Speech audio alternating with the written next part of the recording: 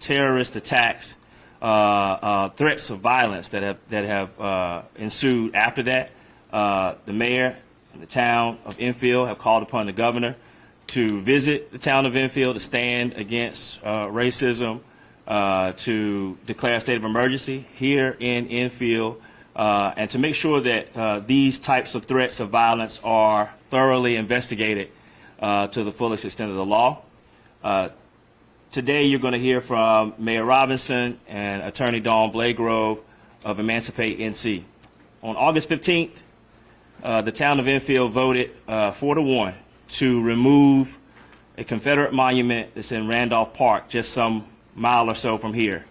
6 days later, on a Sunday, the mayor, with public safety continuously in mind, removed that monument, roped off the area so that it would remain safe to the public, and literally since that moment has been the mayor and various town residents have been the recipients of hateful, vitriolic, violent threats, all types of names called in your press packet.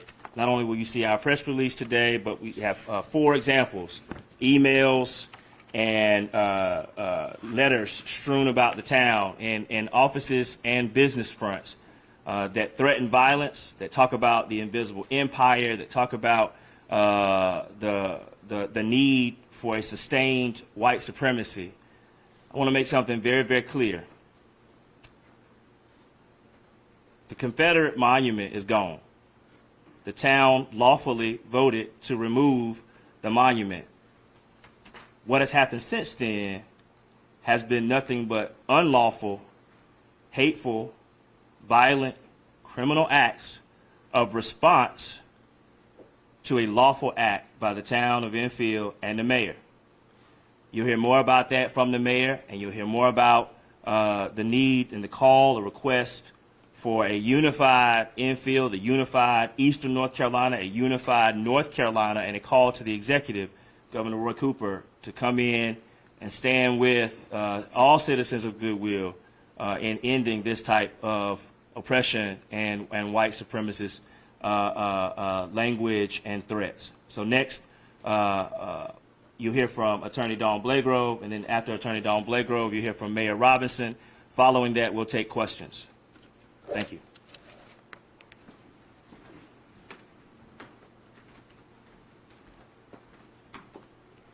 Good morning. My name is Attorney Dawn Blagrove. That is B-L-A-G-R-O-V as in Victor, E as in Edgar. I'm the Executive Director of Emancipate NC, which is an organization committed to ending systemic and institutional racism in North Carolina and abolishing the carceral state. North Carolina has a dangerous and destructive history of enabling white supremacy and domestic terror. Confederate monuments are a physical manifestation of that terror. Emancipate NC is in Enfield today because Governor Cooper and Attorney General Stein are actively enabling white domestic terrorism by turning a blind eye to the threats against the life of a black elected official and the people of Enfield. Instead of using the power of the state to root out white supremacy and protect the physical and mental health of the citizens of Enfield by responding with safety measures and practices, our governor and AG have instead used the power of the state to investigate a black elected official and, worse off, the destruction of an effigy of racism and terror. Mayor Robinson has requested protection against white terrorism from Governor Cooper. Till this point, that request for protection has been met with a deafening silence. The racist vitriol that the mayor and the citizens of Enfield have been subjected to creates a public health and safety issue that warrants the strongest rebuke from the state's highest office. Governor Cooper told us not long ago he believed that Black lives matter. Well, Governor Cooper, make your deeds match your words. If Black lives matter, protect the Black lives of Enfield against the racist terrorism that North Carolina has continued to this very day to enable. Stop, Governor Cooper, enabling white terrorism. Make your deeds match your words. Thank you.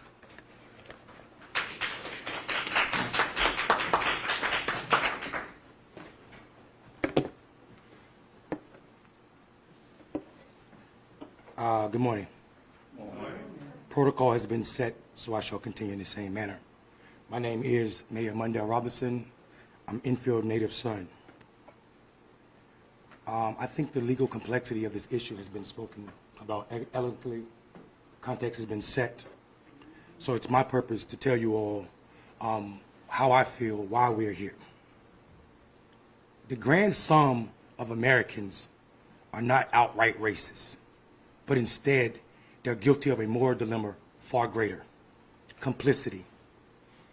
Complicity is how most Americans choose to live their lives as it pertains to the harm of racism on their Black neighbors.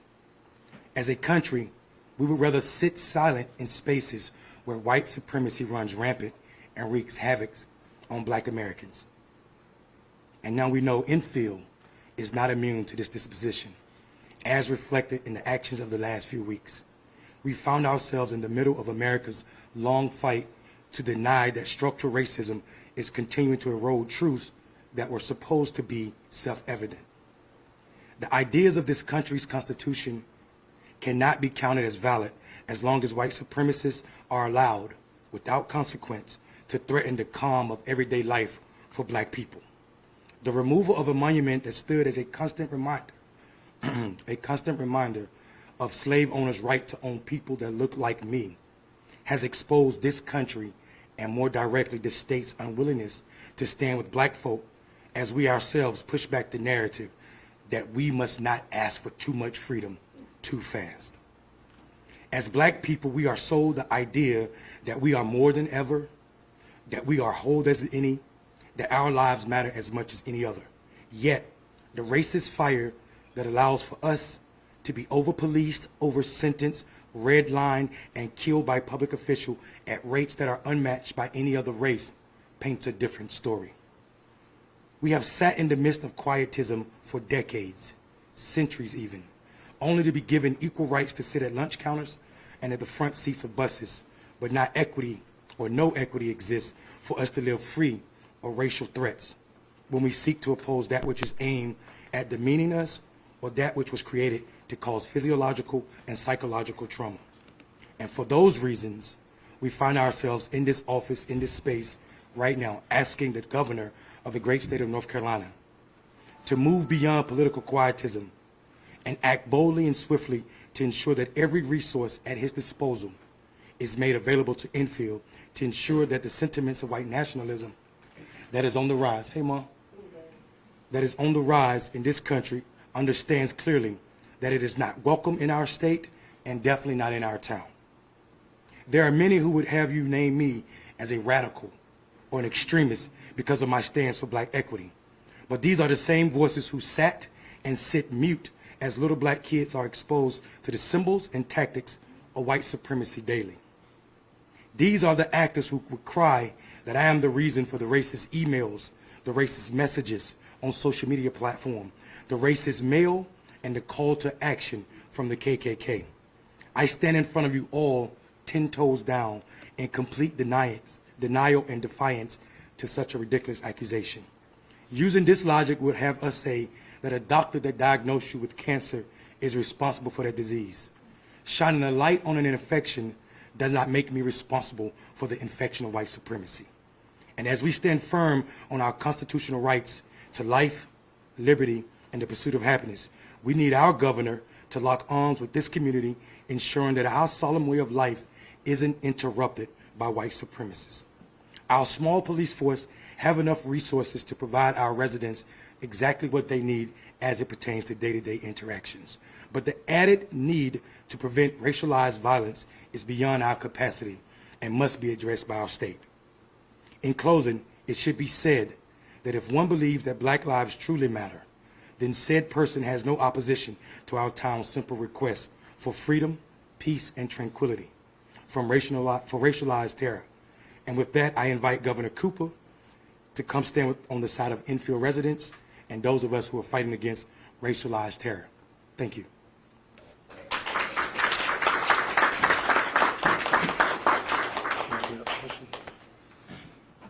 Thank you, Mayor. Thank you, Attorney Blagrove. Before I open it up for question, the mayor said something that cannot go understated. It can't be, and we can't say it too much. What we're talking about here was a Confederate monument. I believe it was gifted to the town in 1928, and sat in the middle of a children's park where there's swing sets, places for young people to go and play. I don't know about any of you, but when a child asks you the question, what does that mean? What is that for? Why is that here? That's not a rhetorical question. That's a question that begs a sincere and an honest response. And what the town of Enfield did with the mayor's leadership was made sure that the question now is, why was that here? And why did it take so long for it to be gone? Because our children shouldn't live in a society that praises, erects monuments to terrorism and oppression and slavery. This is a sincere call, and the actions taken by the town, again, were lawful, and the response has been unlawful. So we'll open up for questions now, and I'll direct the question to the best party. So what exactly, you say you want Governor Cooper to give you guys resources. What type of resources are we trying to aid the town of? Any law enforcement or essentially any resource that would allow us to continue the town's function, but also to recognize that there's a present and current terroristic threat that's in the town. So whether it may be manpower, man or woman power, investigative resources. The mayor was interviewed for almost an hour by 2 SBI agents. When we asked those SBI agents, were they interested at all in investigating the terroristic threats against them, they pretty much immediately declined to even investigate the leafleting that had gone on through the town. So we want increased protection for the town. We want increased investigation for these threats that are happening currently right now, and a presence that, again, as the mayor said, maintains the tranquility and the peace in the town. I think it's also important to note that I think it's also important to note that at the bottom of your press packet on the first page, there are 3 demands that we clearly stated to the governor. Words matter, especially from an executive of a state as large as North Carolina. So Governor Cooper is required to respond in this space to let folk know that in North Carolina, racism, white terrorism is not welcome. You can't do that by sitting silent or playing respectability politics. Respectability politics have black people in this space where we are not seen as whole, and we know that. The responses from the turn down of this monument had nothing to do with the history of the Confederacy. It had everything to do with white supremacy and the maintaining of it. So I think we're requiring that the governor act on these 3 requests that we put in our letter to him. Do you still regret the way you handled the monument? I don't understand what As far as you said. Do I still regret it? I've never regretted it. Okay. There's no regret. There's no way to tell black people who are trying to get free how they are to handle it. There's no way to be polite about removing something that was meant to destroy my people. There's no regret in my soul about tearing that monument down out of a park, a space that is designed for the youngest of us. And we know through science that the epigenetics of trauma that is passed down to black kids because of white supremacy, whether they experience it themselves or not, is a real thing, and it has long-lasting effects on our chronic health, physically and also psychologically. The regret in this situation is that it was ever placed in my hometown.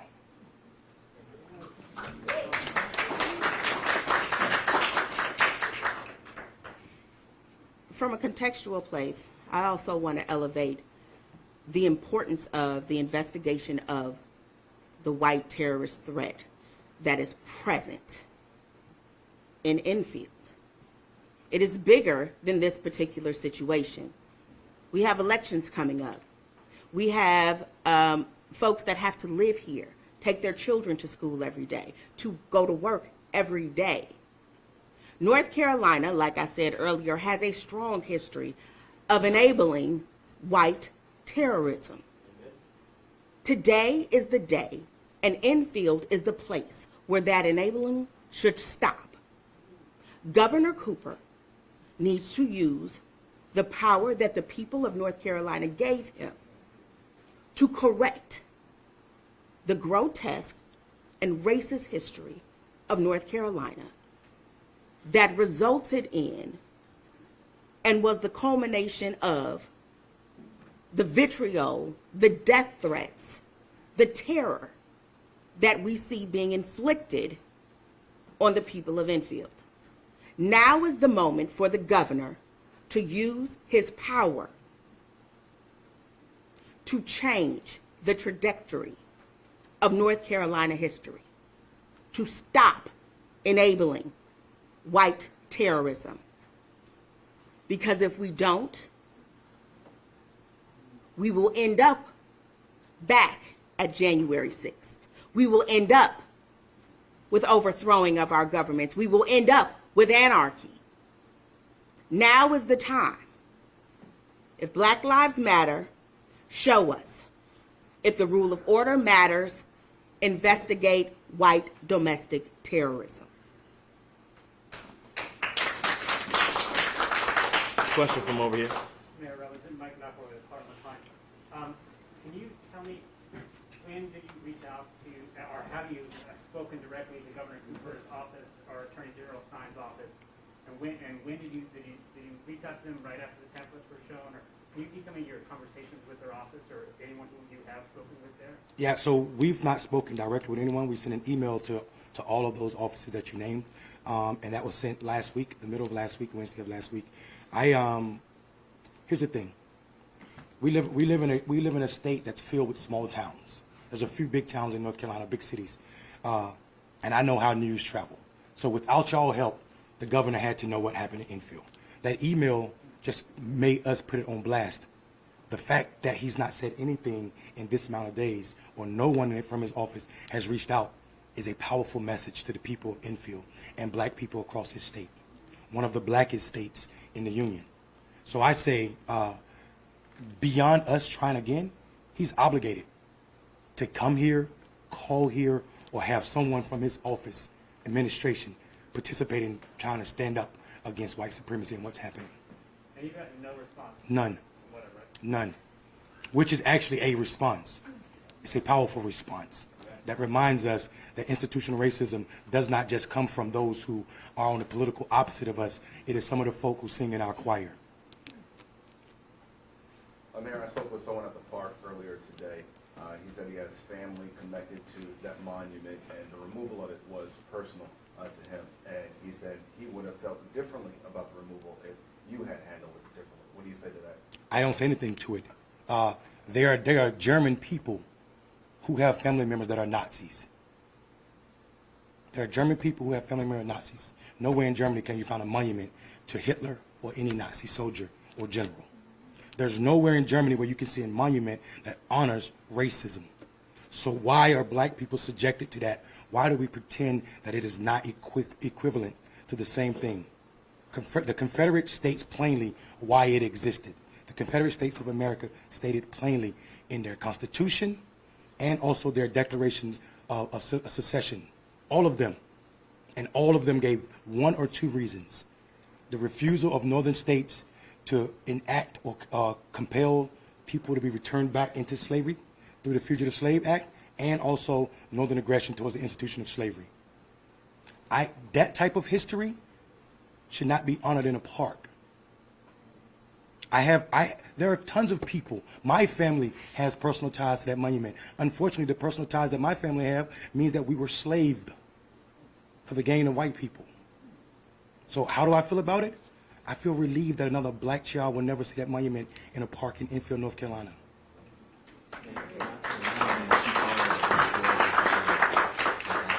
Yeah, it should be noted that people have this wild hair because of misunderstanding of what happened.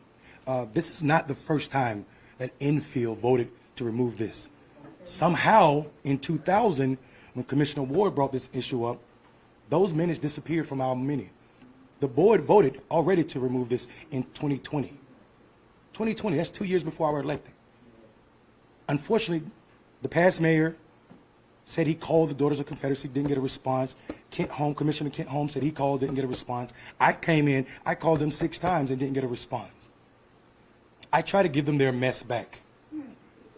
But it was clear to me through their inaction that they were not interested in it. It didn't belong in our park. It was a gift that was given to us. A 100-year-old gift is raggedy, especially when it's filled with hate. So we removed it from our park. We didn't want the gift anymore.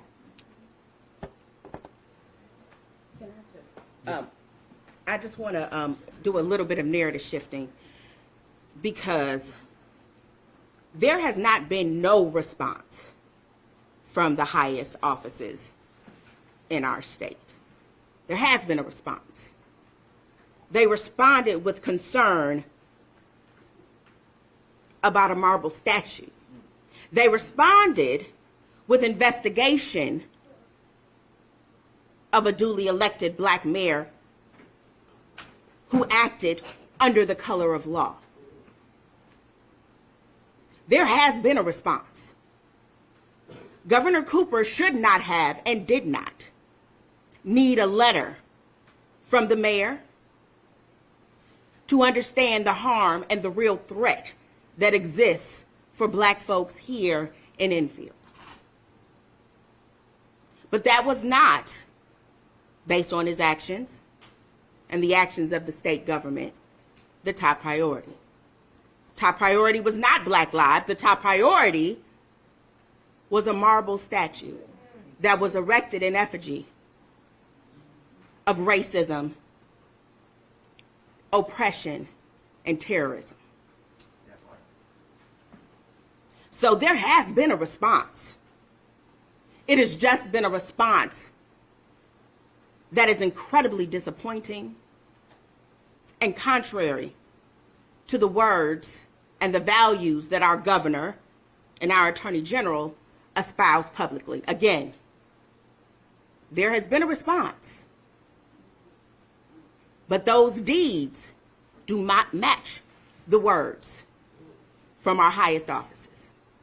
And we need them to respond in a way that is congruent with the things that they say to us, and not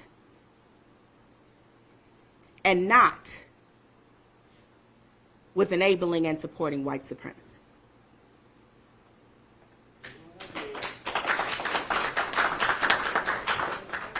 I know that there's a disagreement about, at least from the FBI perhaps, about the legality of the removal. Can you step me through the reality of the process that was taken and the steps that are required in such a thing to remove a statue? It's unclear to me why the FBI was investigating if it was up to the board to remove the thing. Can you just step me through? Yeah, so listen, I can only tell you that the SBI chose to investigate because they were called by the local police chief and the county DA. They also said they're not investigating on their behalf. They will not be pressing charges. When we asked them about the charges or the potential charges, they didn't have a clue. They said they suggested something about destruction of private property, where the private property belongs to Enfield. Enfield is represented by the board, and we voted 4-1 to remove it. So I don't know whose private property there, or then they said something about vandalism, which falls into the same place. So I'm not here to describe or figure out what the SBI investigation is about, because I'm clueless about it myself. They told me also that they don't have original jurisdiction to investigate this terrorism that's happening in our town. And also they said it's not even a crime. So I'm baffled by how, if it's not a crime to threaten people or call to action the white neighbors in Enfield to act up and protect white history, as the letter said, how is it a crime to get rid of a gift given to you? So I'm convinced, I don't have confusion on the fact that the North Carolina state has a rule. There's exceptions. We acted in that exception. That exception is the public safety. And that's how we showed up, to protect the needs and also the souls of black folk. Every person. And let us just be clear. What we are seeing here is something that we talk about a lot, but we don't always recognize it when we see it, okay? What we are seeing here is systemic and institutional racism at its core. What does that mean? That means that you use the color of law, the color of the power of an office or an agency to enact rules in a way that results in a racist outcome. What we have here is not an investigation of a removal of a statue. What we have here is an investigation of a black elected official who was elected by black citizens and white citizens alike to take care of this town. What we have is an investigation of an uppity black man and not the removal of a statue. So once again, I call on Governor Cooper to make his deeds match his words, because right now, his deeds show that he is an enabler of white supremacy and that he is fully complicit with the ongoing support of the state of North Carolina for white terror. This isn't a question of how the law is used. The law can be used as it wishes to be used. We see that all the time. But make no mistake, your mayor can't say it, but I can. This is an investigation to quell black liberation. This is an investigation to put black folks back into their place. And there is no other justification for this.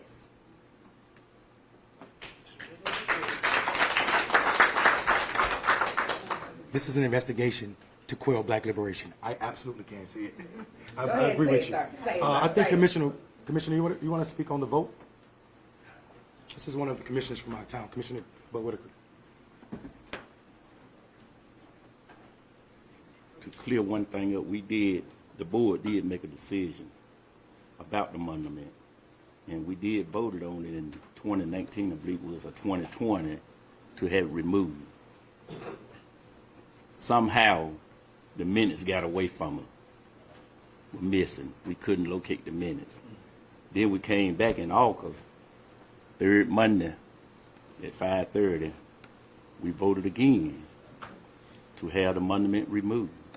And the vote went down 4-1. 4 in favor and 1 opposed. I believe that the board did the right thing. I believe that the board made the right decision to take a stand. You stand for something or you fall for anything, my brother and my sister. In 2022, we must take a stand. We must do what's right for the people. The people of Enfield voted for us to take care of them, to look out for them, to protect them. And that's our job. That's our responsibility. So the governor don't want to respond, that's on him. We got to do what we got to do. But we're going to keep this train rolling anyway. We're going to keep this train rolling. Ain't no stopping now. Thank you. It should be noted. It should be noted that Commissioner Whitaker is the longest serving commissioner in the history of our town, and also someone who almost lost his life to white supremacy during the Halifax voter movement, and where he was locked up several times and considered an agitator or an extremist or radical who wouldn't give up on the idea that black people deserve equity. And sitting here knowing that I'm a part of a board that voted to remove a monument that sought to destroy this man's character, soul, and also ability to be resilient makes me proud as hell.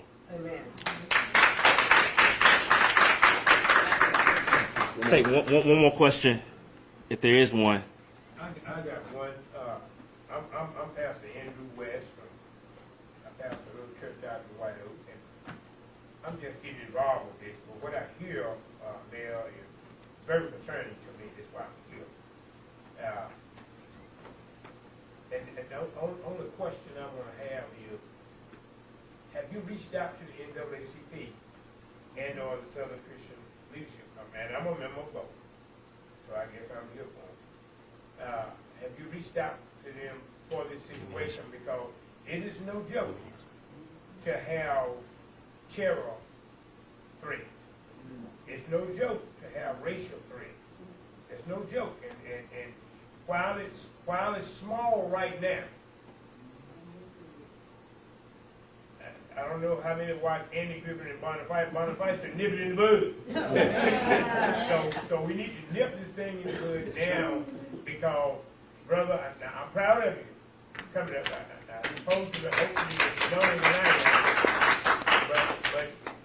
But whatever God has led you to do for this town, for us, do it. Do it with the respect of God, and you'll be all right. But in the midst of you doing something in the respect of God, I want you to know that Dr. King did the same walk. Yes. And I'm a little bit troubled about what you said that they are doing. Not troubled about what you're doing, but what you said that they are doing, because this is a serious situation. It's serious. So I think you need to reach out to NAACP and Southern Christian Leadership, and it's their responsibility to come and be a part of you and help you along the way. Yeah. So I just want to say it to you, and I take my hat off to you. God bless you. And if I can do anything to help you, all you have to do is let me know. I'm just a few miles down the road. So just let me know, and I'll do whatever I can to help, and may God bless you and have a smile. Quickly. Thank you for that, Pastor. Quick response to that. There's a form to getting in contact with the NAACP. Formality to doing that. You go through your local chapter, you go through your district, you go up to the top, and we have already started that. So we look forward to being in partnership with them. Before I turn it back over to the mayor, it's important to note that if you listen to what the mayor said, if you listen to what his fellow commissioner said, if you listen to the motivation behind their actions, they come from love. They come from a love for every person that's in Enfield, for every citizen and resident that's under their governance. But what they have received in response is hate. It wasn't a well-intentioned, loving response that said, "Oh, I love everybody, but I just wish you hadn't removed it this way." It wasn't a response that said, my kids really enjoy playing around that monument, and I hate that it's rubble now. The response has been, we hate you. We hate people like you. You shouldn't have touched it. Only white people can touch it. White people are better than you. White people are smarter than you. We're going to kill you. Wear your vest. We need to understand the context here. This is not love met with love. This was an appropriate action taken by an enemy and a foe that we all knew to be that way before we even started. So, Mayor, I turn it over to you to close. Yeah. So, to your response, we do not pretend that this is not a huge thing, that we're not finding ourselves in a place where white supremacy could hurt or harm someone, which is why we were trying to be proactive. not reactive. We sent a letter to the governor before something happened in Enfield. We removed that statute before something happened in Enfield. Now, what's going on at the state level seems like they'll wait till something happens before it becomes a problem to them. And as it pertains to the danger we find ourselves in, I'm blessed to be a part of a loving community, but I'm also a realist, and I understand sometimes what we don't want to happen may happen for the betterment of everybody else. So we recognize that we find ourselves in a place where we must stand so that the system cannot ride our backs anymore. So I choose to stand up straight at whatever cost. At whatever cost. Thank you all for coming. I have 6 jobs. I have work to do for the other one. Thank you all. Have a good day.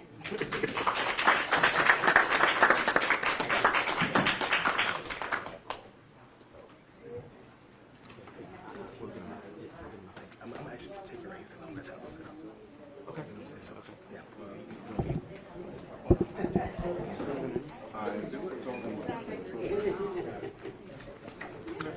I know it's awkward. I don't care. Whatever.